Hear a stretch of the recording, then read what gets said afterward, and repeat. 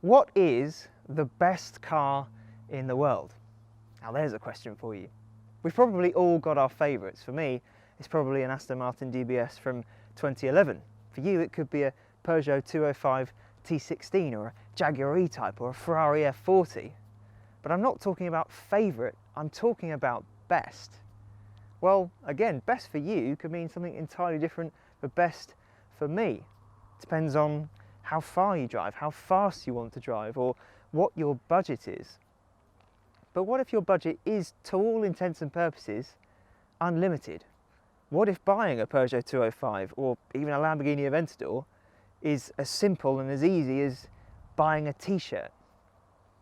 Well, if you want a car that's been built with minimal compromise, a car that could fit that bill is a Rolls-Royce Ghost.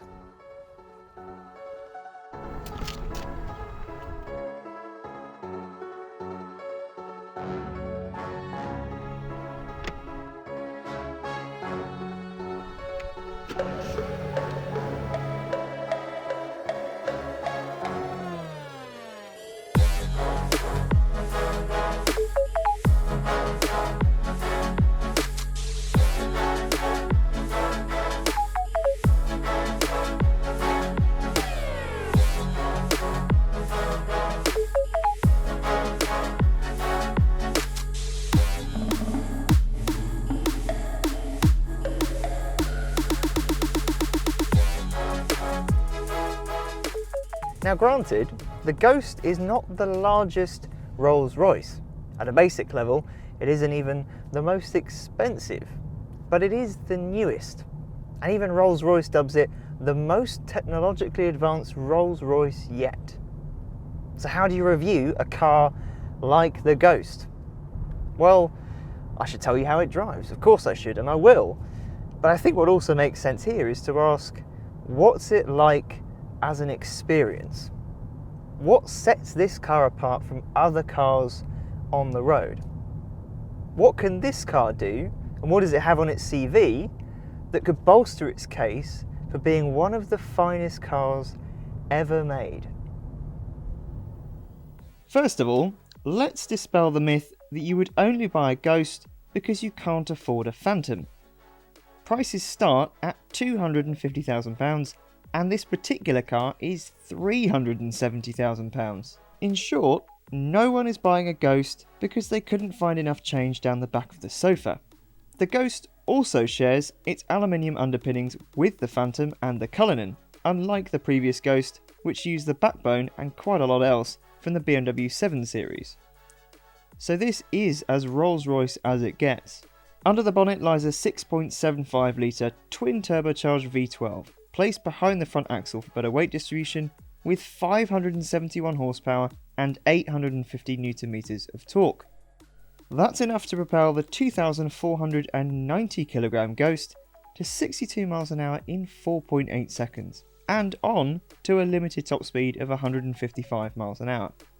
The Ghost is all-wheel drive, unlike its predecessor, uses an 8-speed automatic gearbox, and incorporates all-wheel steering the rear wheels up to 5 degrees in the opposite direction to the front wheels at up to 25 miles an hour, and in the same direction up to 5 degrees above that.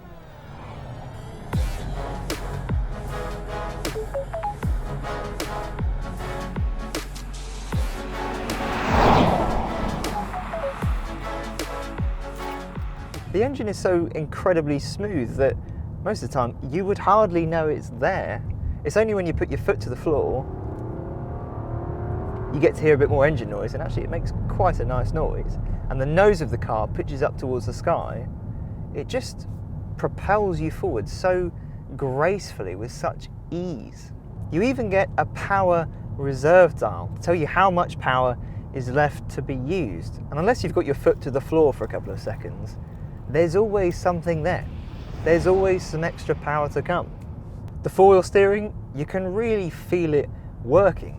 I'm not going to pretend that this is a hatchback, but considering this car is 5.5 metres long and nearly 2 metres wide, you can manoeuvre it in places and in ways that you don't think are possible. And on the move, you can just feel the rear axle just rotate around you ever so slightly. It's not off-putting, it's just curious. Again, I won't pretend that this is something it isn't. It's not a Lotus Elise. It doesn't feel as agile as that, but you can carry more pace down a road than you might expect. That's probably bolstered by just how light the steering is. This car weighs 2,490 kilos, and yet wherever you are in a corner, however much lock you've got on, the steering is just so effortlessly light. That is less reassuring when you want to get a move on, but this isn't really a car you want to hustle. What you need to do in a Ghost is relax, and what helps you do that is the suspension.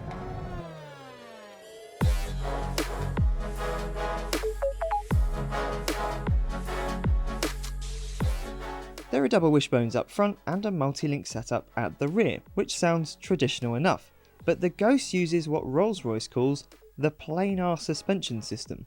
Part of that is the flag bearer system, which uses cameras to look ahead at the road surface and adjust the air suspension accordingly at up to 62 miles an hour. But new for the Ghost, and the result of several years of work, is an upper wishbone damper. Above the upper front wishbone is a 3 kilogram weight, which helps to offset the very harshest of bumps that ordinarily the suspension and dampers on their own wouldn't be able to deal with. It's a remarkable system really, because why would you possibly want to add weight to the suspension?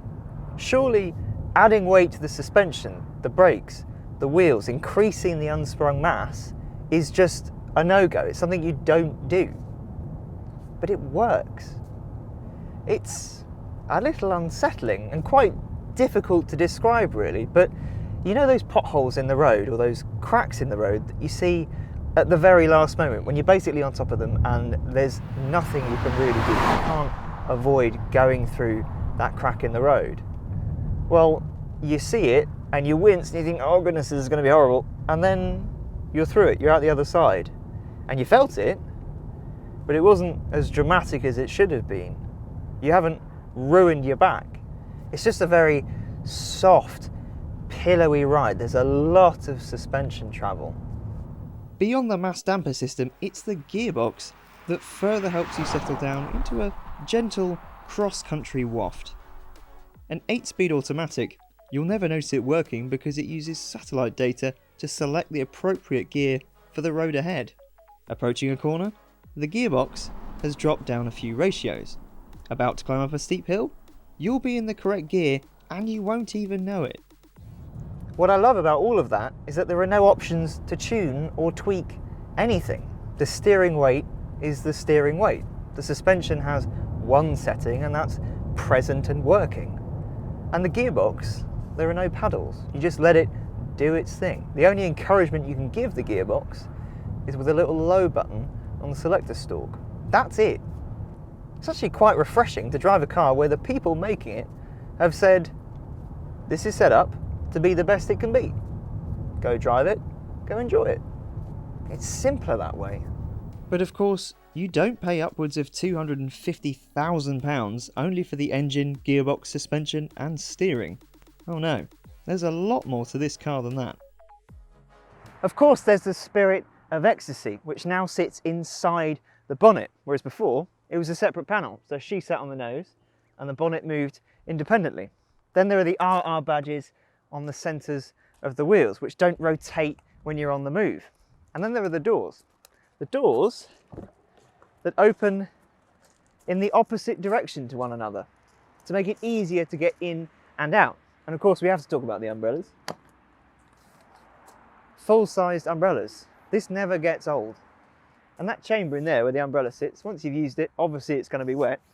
That's heated in there. So next time you take it out and use it, it'll be completely dry. And then you climb into the back. Oh, it's a bit far.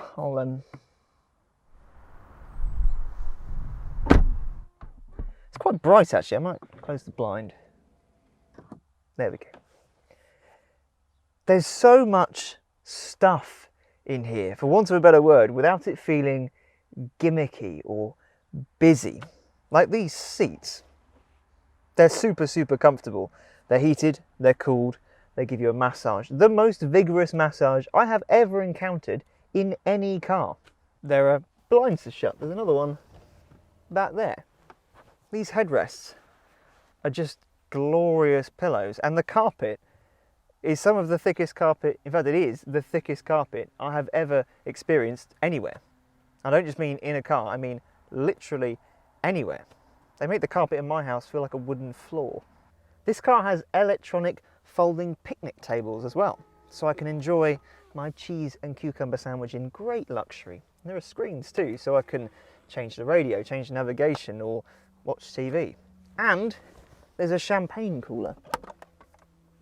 There's no champagne in it, but there are two settings, 6 degrees and 11 degrees, because Rolls-Royce did the research and found that 6 degrees is the perfect temperature for modern champagne, and 11 degrees is the perfect temperature for vintage champagne. And yes, those glasses are crystal. And then there's the starlit ceiling. Wherever you look, whatever you touch, it's all just lovely. You get the feeling that everything has been really thought about. I could live in here, frankly. And in the same way Rolls-Royce engineers went above and beyond to engineer the suspension system, they went the extra mile everywhere else too. The doors don't just open and close at the touch of a button, but open them on a hill as steep as you like, and they'll stay exactly where you left them. They won't fly open in the wind, and they won't fall back and knock you down. There's 100 kilograms of sound insulation spread throughout the car, including inside the tyres.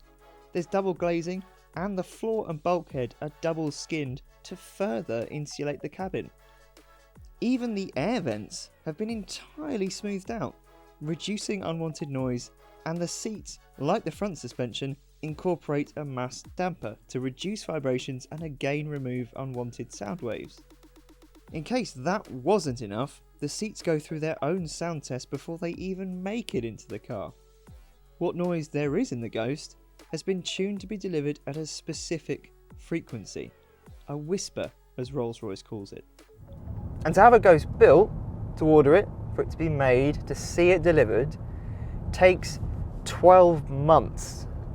12 months for just one car. And by comparison, a Toyota Yaris takes 17 hours to build.